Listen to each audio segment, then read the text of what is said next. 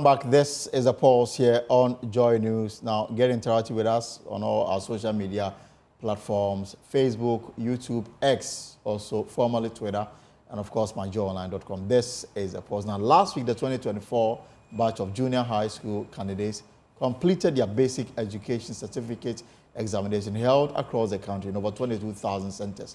The candidates reported mixed difficulty, but the biggest issue out of it was WAEC clamped down on examination malpractices. As of now, 16 teachers and invigilators had been arrested for exam-related infractions as of Friday when the examination closed. So in the studio with me today for a review of the processes is Mr. John Kapi, Director of Public Affairs at WAEC. Mr. Kapi, you're welcome. Thank you. So you were a very known voice on radio, television, everywhere across the country last week. And you are still doing it, perhaps. I mean, you spoke more than anybody because it was that period again in our life. So, I mean, everything has come to an end. Your initial assessments of how it went down, over 560,000 candidates in 22,000 centers. How did it go for WAEC? So, thanks for having me. First of all, let me congratulate all our, young graduates. Okay. I think that's a feat for most of them. This is the first external exam that they have written. That aside, I think on our part as a council, we would count this as a success story because from our operations, what we are worried about is the compilation of questions, the printing, and then the dispatch of the questions to the various examination centers for the exam to take place. I think that this year we've been able to reach everybody. There have not been complaints about people who did not receive questions until late in the day. One other success story I would say is our friends in the Sekyere Afram Plains area where we had to use drones to reach them. Oh, wow. Yeah, then also we have... You had to use drones to... to transport the questions. Papers. Yeah, absolutely. So, and then also we had these people who have special educational needs. Talking about the visually impaired, talking about those who have cerebral palsy and autism spectrum disorder. Then there are a few also who are visually impaired but have not learned to read Braille. Right. So we have inputs like providing computers, and we also have opportunities to record audios of the responses that they have to the questions that we have. So I would say generally... So everybody was covered? Everybody was covered. I mean, everybody who registered for the examination. The limitation was never a challenge? Not at all. Not at all. Okay. So I would say that, yes, we would pat ourselves on the back and say that everything has gone on smoothly. Yeah.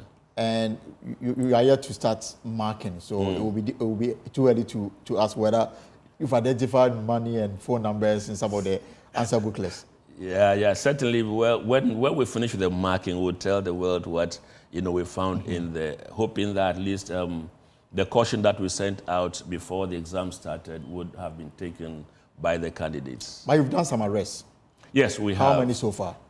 So far, we have arrested 19 invigilators, and then 19 invigilators. Yes, 2 assistant supervisors. We also arrested 11 teachers who had no involvement with the examination. And then 4 passers-by who kind of chose to put themselves into trouble. So these are the people that we've picked up so far, and they've been handed over to the law enforcement agencies for action to be taken. So the 17 is different from the 19? No. All 17 put together will be 19? All put together. That is those who were involved in the examination. Okay. That will be 19. And then the 11 teachers who were found in one form or another also breaching the rules governing the examination. Okay. Right. For these 11 that I'm talking about... so the 11 is the teachers? Yeah, the teachers. What exactly did they do? They were found in obscure places trying to answer the questions and then send the answers to the students. The students. Yeah. We found some of them around Santo near Ashaman, between Ashaman and Ashalibo Trader area. We also found some of them at Mataeko near Afienya. Then we had some also around Apam. So in the central region? In the central region, yeah. So For those in Santor and then Apam, they were in their school bus, solving the questions when our monitoring team swooped in on them. Then for another 4, they were in a church building, No fear for God. No fear for God. So they were in the church building doing this, and somebody gave a tip-off to our personnel, and so in the morning, just after the paper began, they moved in there with the police, and there they were. In fact, there were 5, but one managed to escape. Okay. We are looking for him. I hear he's the head of a basic school, so certainly he may run, but he cannot hide. He cannot hide. Surely find him. So, and I also I do understand that a community in the Ashanti in Jache, if I'm right, where you had to arrest a teacher or an invigilator, and the whole community virtually, didn't understand why, because some contribution had been made to facilitate, undue advantage for the students. Yeah. So this is not a rare occurrence where you pick up a suspect and then the community comes after you. Last year during the WAEC, we had a similar situation. We had to call for police reinforcement to escort our monitors out of that community. So for us, it is not a rare occurrence. It's something that the community has done. Some way, somehow, they have a feeling of ownership of the examination within that community. I guess it's all about not understanding the dynamics that go with, the examinations. So, but fortunately, our personnel are all safe. So we thank God for that. So this is what the teachers did that resulted in their arrest. What about the invigilators? The invigilators, mostly, I think about, the 17 I mentioned earlier. In fact, all 19 except one assistant supervisor who was found with a question paper he had managed to fold nicely and stuck into his pocket, assistant supervisor. But the rest of them had mobile phones on them where they had taken snapshots of question papers and had sent on some WhatsApp platforms. It was obvious when their phones were picked up, and then we could find the evidence on the pages, So they were picked up. There were 2 of them who were dictating answers to the candidates in the examination hall, and then our monitors chanced upon them. So these are the various infractions that they were engaged in. So overall 19, is it the highest since the inception of the BECE? I would say so. These are reported cases. There may be a few that have escaped us, and also our officers are still returning from the field. Okay. These are the ones that they sent onto our common platform that we are putting out there. But I believe that when our officers return, there may be a few others that they would bring along. It's quite interesting that, some was asked, what training went into, preparing the invigilators for the big day, and yet you had some of them going against the rules and regulations governing the exam. Now, when it comes to BECE, we call it, if you come to WAEC, we just call it national exams. Okay.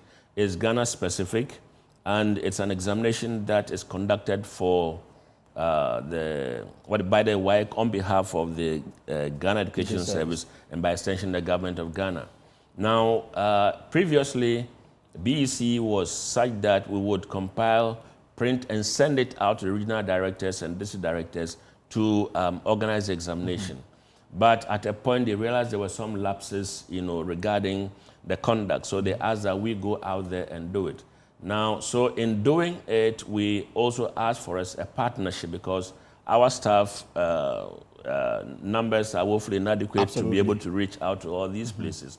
So as part of the bargain, they were to provide for us supervisors and invigilators.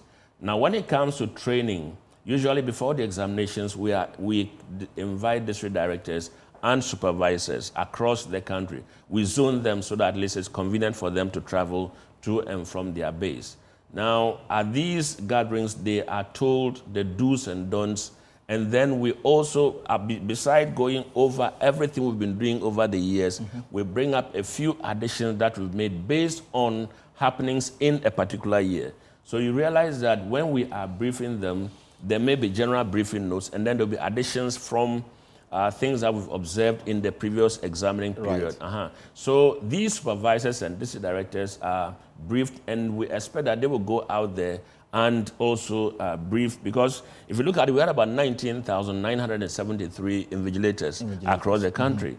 Now, you cannot have all of them under one umbrella to do this. So the supervisors, like a trainer of trainers, so to speak. So you have been trained, also go out there and train them. But unfortunately, some may have been there but did not listen to what was being told to them. But if the numbers is so overwhelming, I mean, you've made it clear that in the future you might reconsider the decision to allow GES to bring their members to supervise the elections, and that you may have to resort to having your own people. Is this something you are seriously considering? It's something we have discussed. You know, again, these things are additional things that we are going to do that have budgetary implications. We have not sat down to discuss that with our stakeholders, major being the Ministry of Education. So we would not be able to say that we have discussed it to a point where no decision-making will begin. It's something that we have discussed in our local level, and probably would escalate it at the other level and see if we will get the buy-in, and then probably the budgetary support, and then we will go ahead and engage them. But then the question, bottom line is that someone was telling me that it will be the same Ghanaians you will use. Oh, certainly, right. Now, the situation is, well, these ones who have been arrested are the ones that we have presented to the law enforcement agencies. There are times you go to a center, you find that there's a lot of fidgeting going on in the presence of an invigilator. So we ask him to excuse us, and then we ask for a replacement of that particular person. Now, so with this, we are engaging them, we are paying them, we set the rules, and we can fire at will. That is on condition that, of course, they've breached the rules. Yes, of course, they are Ghanaians, but we believe that once, because let me tell you, we have a number of teachers who have stayed away from invigilation because of the attitude of these ones who are helping the candidates. Right. So there are good ones out there. They want to do something good, but they are frustrated. Yes, exactly. So if these ones, you know, stand aside, and then we're able to mobilize the well-meaning ones who would want to do the job as it is supposed to be done, I'm very sure we'll get the numbers that will do the job for us without any such compromises. Is there a possibility that some may have gotten away with, you know, helping the students answer the questions, you know, illegally? These are 19 you've been able to arrest it. In over the 20 centers that you had during the exam. Is there a possibility that some invigilators, some teachers may have gotten away with their illegal activity? Oh yes. I believe some may have gotten away because we were receiving a lot of anonymous calls. Some identify themselves, but asked that we, you know, keep their identity intact, which we, of course, we did. But then you call the monitors and where they are, to travel from where they are to this particular point where these complaints are coming from was going to be difficult considering the amount of time that they have, you know, to sit the exam. So we believe strongly that some may have, you know, gotten away with this, and we have processes in our system where we can detect, you know, unfortunately, and I say it with a lot of sadness because these are very vulnerable children. Exactly. So if I'm a teacher and I come and I'm dictating answers to them, everybody wants to get what I have said. Exactly. You know, so in the course of marking, you come across scripts where in the class of about 4, virtually everybody's writing the same thing. Where there are spelling mistakes, everybody's making that spelling mistake. So obviously, it gives signals that something must have gone wrong. But Mr. Kapi, if some got away with their illegal activity, doesn't that question the credibility and the quality of what we just conducted? Wouldn't that compromise on the outcome of the elections? Knowing well that some may have been restricted to do the right thing, others, it didn't happen that way. Well, so that's why I said earlier, these are mechanisms that we use. Every examiner that we engage has a form that is for irregularity. That is to say, you are marking, you come across something that you feel, you know, should not have been in the scripts, if you want. So these people are going to draw our attention to some of these infractions. I wouldn't say it's a foolproof system. Exactly, because that is what we would do. There could be the possibility that this was genuinely done. So we would go ahead and do the genuine thing of ensuring that everybody who deserves a mark is given, and those who probably cheated are punished accordingly. But for one or two to slip through, That is a possibility. It's a human institution that we are working with, and some people may not see this. But with the reports that we are going to have to work extra hard, to be able to detect those who actually are getting grades that they do not deserve. And then in the interest of deterrence, I don't know whether in the past you've been able to secure conviction for the many people that you put before the court. Yes, I remember there was a case somewhere, Bremane Sikuma, then 2 years ago, where the teachers were convicted rather than pay. Of course, it is either incarceration. Okay, right. So the judge decided to set aside the fine and then put them in because he felt that as teachers they should set a better example than they had done. We have secured a number of convictions, and they pay fines and then they go away. The last time we held a press briefing, our legal officer brought up the issue of the fines or the punishments not being deterrent enough. And so we are in the process of, putting together a paper and then probably get it to the appropriate quarters and get some of the laws, some of the punishments tightened up a little bit, because the situation is gradually getting out of hand. So these 19 people, you hope that very soon they will put before court? Oh yes, because we fortunately for us, we have our links with the Ghana Police Service. And so wherever we go, if, for example, at Apam, we picked up one person, took them to the police station, we report the matter to, we get the investigator, then send the name to police headquarters. Right. So the headquarters monitors whoever is investigating. So to ensure that at least they go through the full process, and then get them convicted, that is, if they are found guilty. So the schools that you detected some of these infractions, private or public? These are mostly public schools. They are mostly public schools. I think that from the schools that the reports that we received, I think I can remember only 2 that are, private schools, but a majority of them are public schools. Mr. John Kapi is the Director of Public Affairs with the West African Examination Council. We are looking at the just ended BECE exam. Some arrests have been made, 19 so far, and they are still investigating. And I'm sure that during the marking of the exam, more revelation may come up and then they will take further action on it. So when are you moving to the next stage of the examination?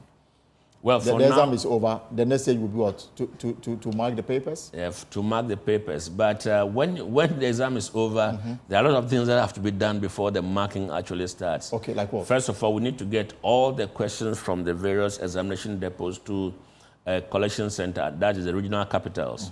And then from there, we do what we call control. The control system is where we want to be sure that each packet contains this number of scripts, because there's always a way by which you can tell school A presented 15 candidates, school B presented 40. So we get to know how many candidates have actually presented themselves.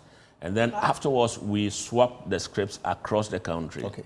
Now, just so that if I'm in Greater Accra and I have some affiliation with somebody in Nima cluster of schools, I do not favor them, all right? So we do a swap across the country and ensure that at least there is fair play when it comes to marking of the scripts and awarding the grades. But as we speak, we are preparing feverishly towards the WAEC. That starts also on the 5th of August. The WAEC. Yes. We'll come to that, but just 2 questions, and then we'll look at the other issue that government has to, some government obligations. So at the start of the examination, we spoke to some of the students. Some of them were of the view that they didn't know what was coming because they were going to be examined on a new curriculum. In terms of the questions that were asked of them, do you say that they were up to their standard? Because some complained about the questions that they met, and some, whether maybe to find excuse why they wouldn't do well, told us that they met it for the very first time. Well, to say they met the questions for the first time is a possibility, because it's the first time we're examining them on the new core curriculum. Now, we sent out the examination structure. We also sent out the sample questions, expecting that at least the teachers will use that as a guide to prepare the candidates for the examination. But of course, in order that we can have a fair assessment, you don't expect that we'll send the questions out there for the children to prepare before the exam. The claim was that they didn't even have question papers to guide them. No, the past questions to to sort of help them prepare adequately? Certainly, there will be no past questions because this is the first time we're actually examining them on the new, the core curriculum, you know. So that is the practice. Usually when you have a new set of syllabus that you are introducing, you would introduce a syllabus, you introduce sample questions, you also introduce reference books if there are any, so that the teachers are guided. And then also you give them the structure of the examination. Section A will be this, section B will be this. You have an objective test with this number of questions, so that the teachers would go out there and, you know, prepare their candidates adequately. Now, previously they had access to past questions because it was the same syllabus we had been, you know, using over the period. By this time we have changed, and obviously, if they say they were meeting the questions for the first time, that is true. But would you say that you've been fair to them in terms of, giving them questions that they will adequately answer?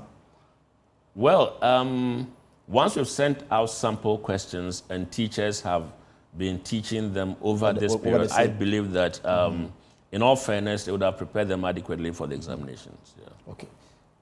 Away from this, and then, at the start, well, all manner of issues regarding how much government owe you, whether government was going to meet its debt obligation, and whether the examination was going to be affected with government slowness in providing the funding.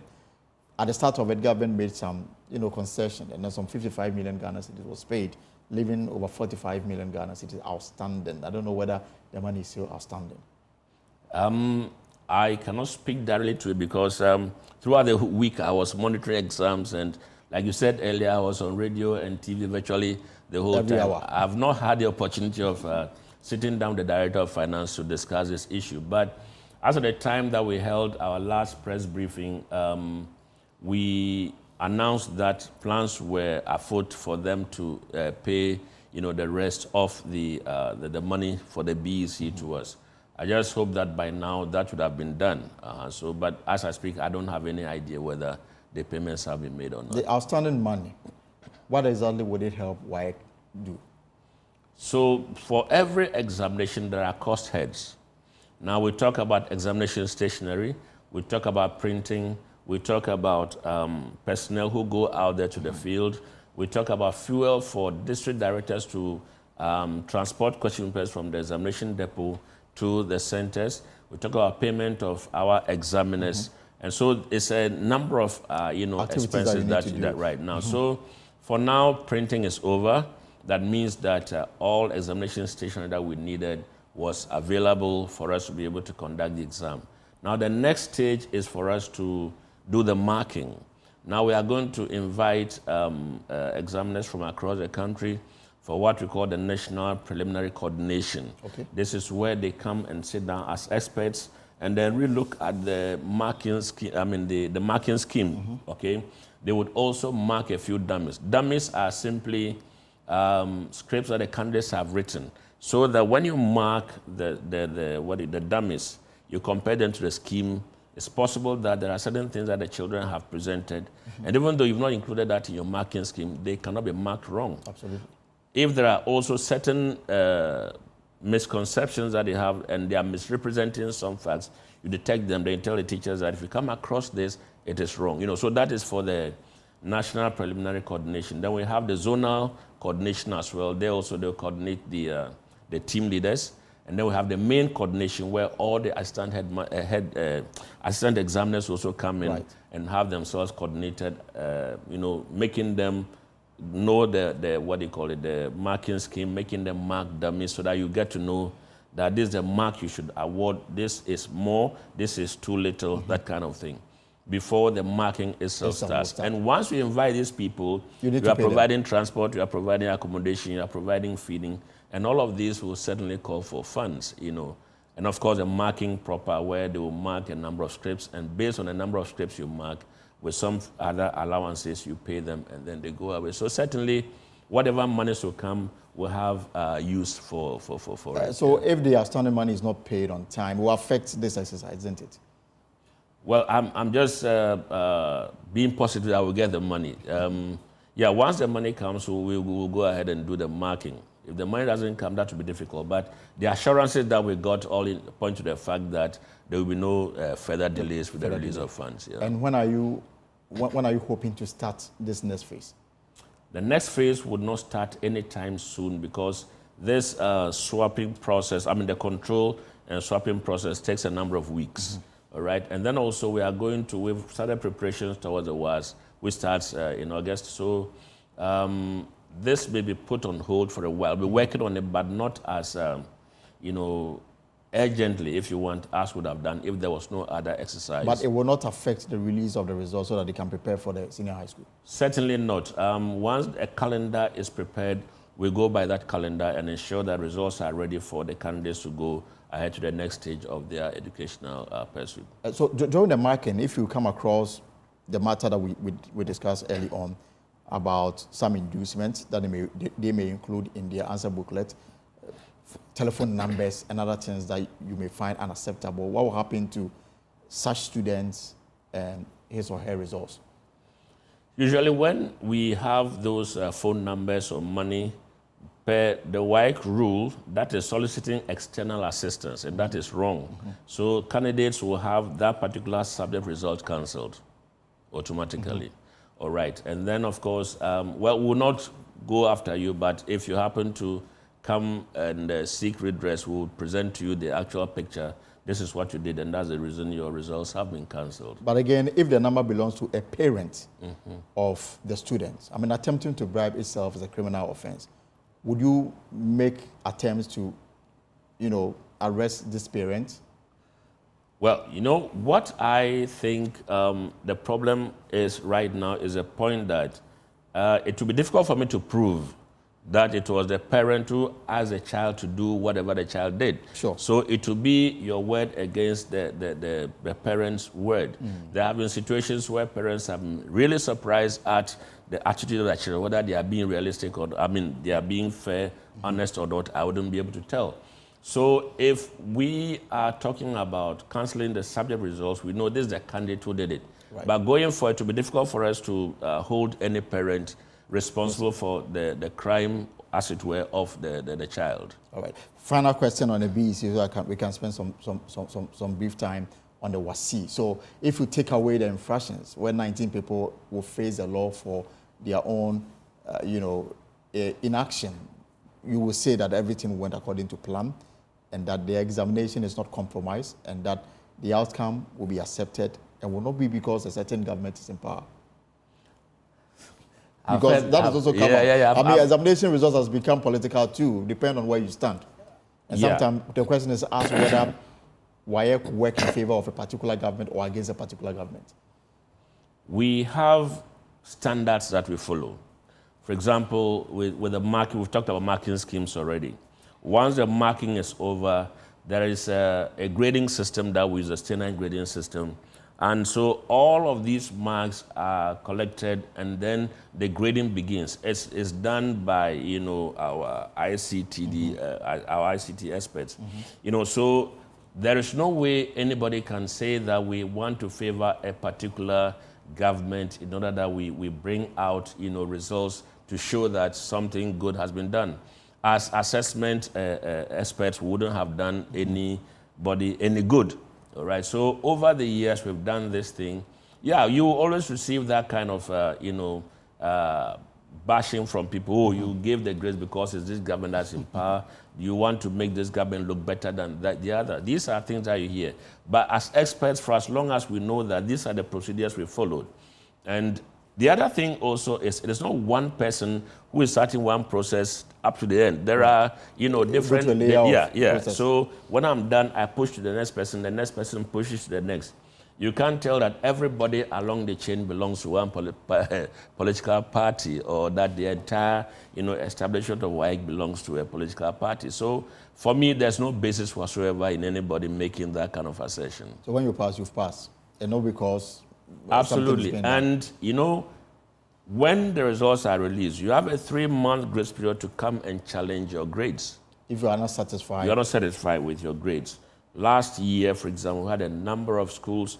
In fact, one delegation was made up of the board chairman, PTA chairman, the head, and so on. They came there, we brought up the scripts of their candidates.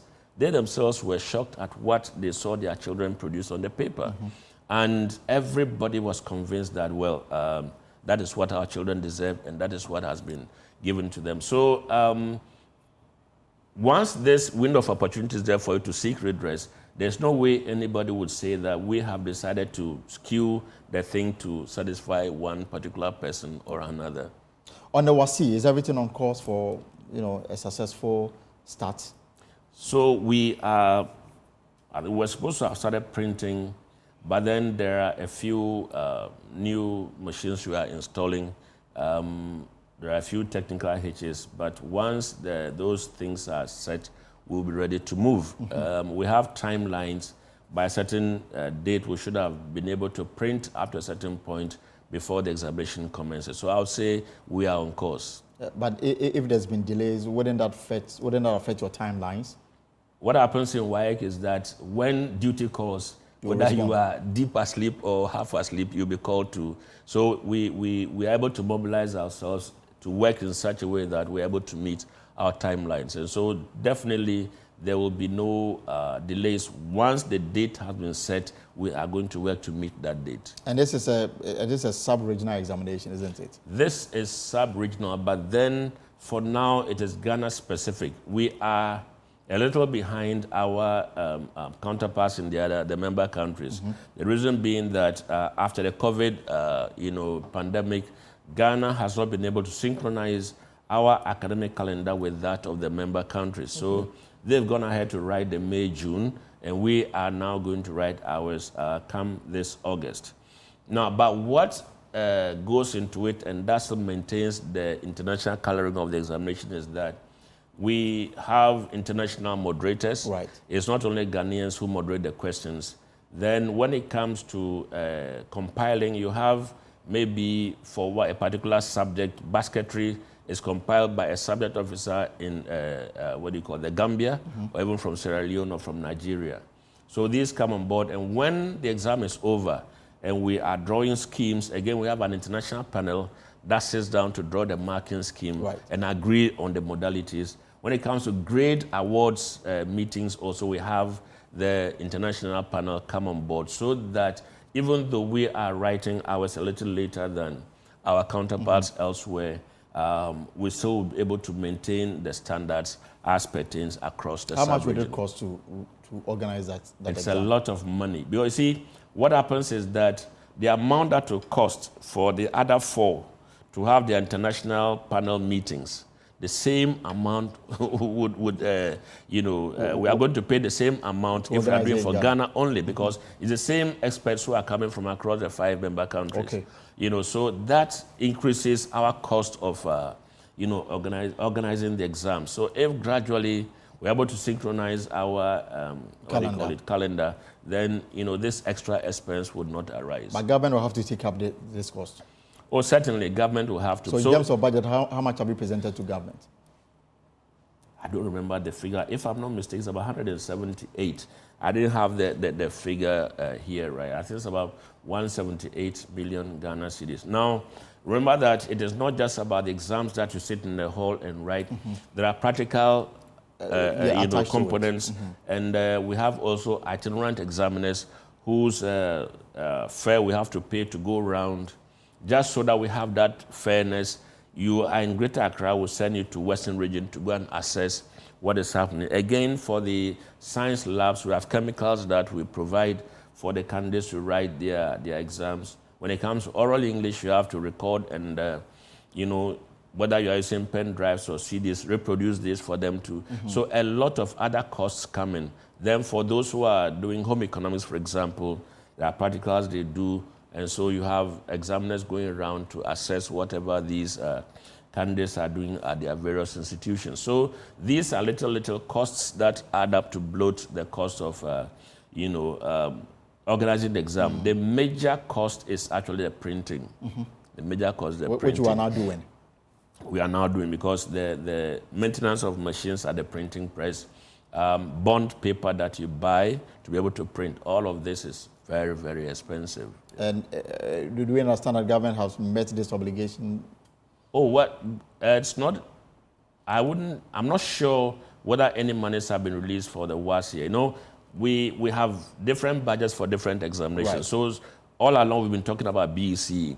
So probably when I meet with my director of finance, we probably will go into this discussion and see if some monies have been advanced or some assurances have been given that money should be advanced to us by this or that date to enable us, go ahead and organize the exam. That can be your final words before you take leave of us. I just want to say this. I've had discussions. A few people have called me, and they were not too happy with the attitude of some of the exams officers in some of the districts. There are allegations of money exchanging hands just so that they will be able to assist the children. We've had situations where some people have paid sums between 100 cedis and 1,000 cedis. To the supervisors? This is an allegation. Okay.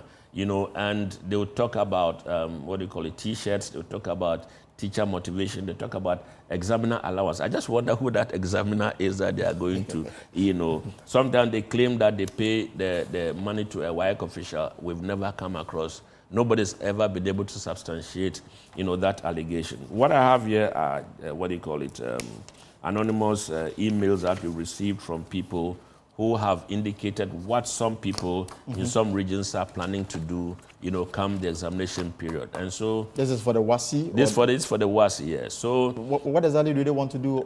They are talking about candidates being asked to pay certain amounts of money in order that they will have some assistance given to them during the examination. And this is demand coming from supposed teachers or supervisors? That is the point. Now, the point is that you don't get to know the end beneficiary of the money. Right. But then these people say, look, we have heard that the candidates have to pay this to whom?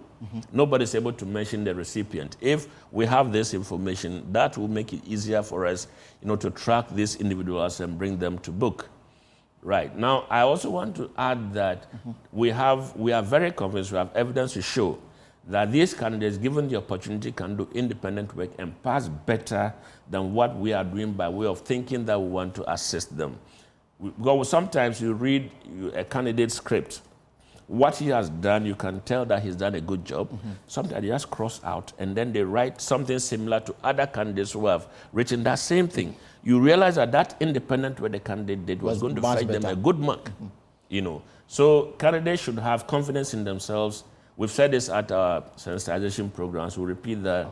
Have confidence in yourself. You have studied. You are ready for the exam. Go there and present whatever you can and leave the rest to us.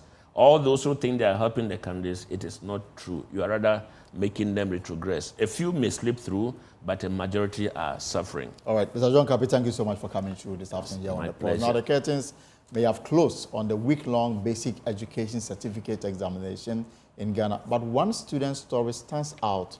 Tingled with resilience, Matilda, a determined young girl who dreams of becoming a lawyer, faced an unimaginable tragedy when her home was engulfed in flames during the power outage, leaving her with severe burns just 1 month before her scheduled exam. Jacqueline Asuma Iyabua has more in this report. On the night of 7 July 2023, frequent power outages turned tragic for Matilda and her family. The fire that broke out in the home inflicted severe burns on Matilda, forcing her to delay her BECE and stay back home to heal and recover. Despite her courageous attempt to sit for the exams the following year, Matilda struggled with the new curriculum. Yeah, I felt a lot of challenges because the books are different from the one I learned last year. So I felt a lot of challenges, but I did my best to write what I can. Matilda's elder sister, who now shelters both Matilda and her mother, recounted the harrowing incident. It happened as a result of the light out and lighting. It was just going out and coming in, so that's what caused it. Oh, okay. Yeah.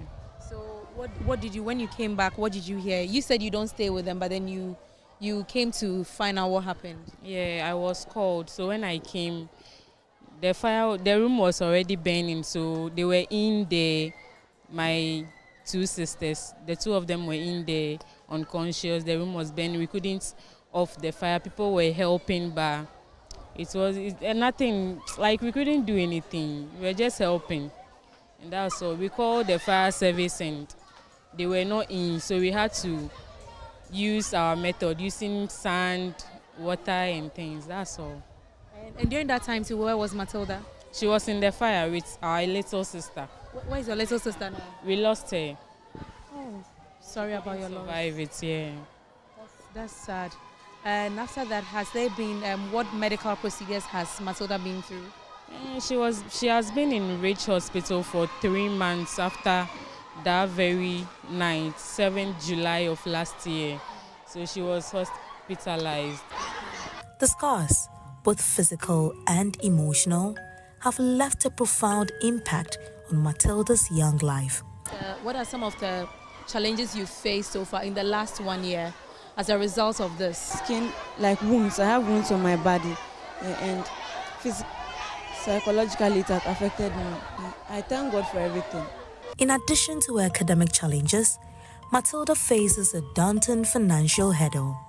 The cost of her surgery is beyond what her family can afford, and she is now appealing for help to cover these expenses. I also have health issues that I have to face.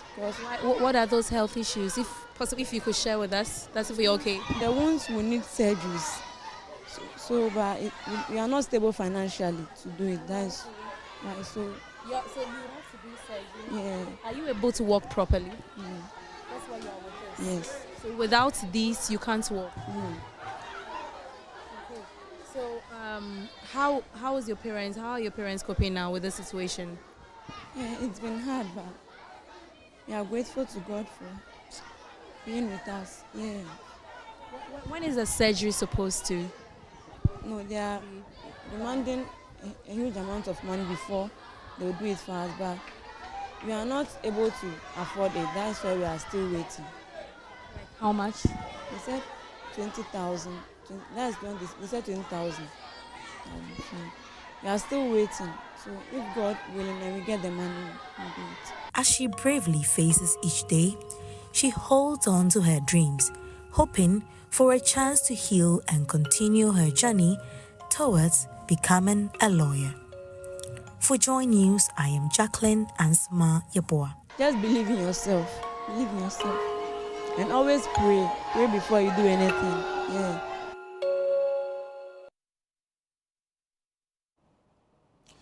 Right, any help for Matilda will be very welcome. Well, that's our show for today. For more stories, log on to our website, myjoyonline.com. Stories on myjoyonline.com. You have all the matters regarding Senate. We've got some compelling stories also for you on myjoyonline.com. You know, the organized labor gives Senate some ultimatum. That's our show for today. For tomorrow, same time at 3 p.m., we'll be back with another exciting edition of The Pulse. Until then, whatever you are up to in the hours ahead, I hope it's profitable. My name is Elton Bobe. Have a good evening.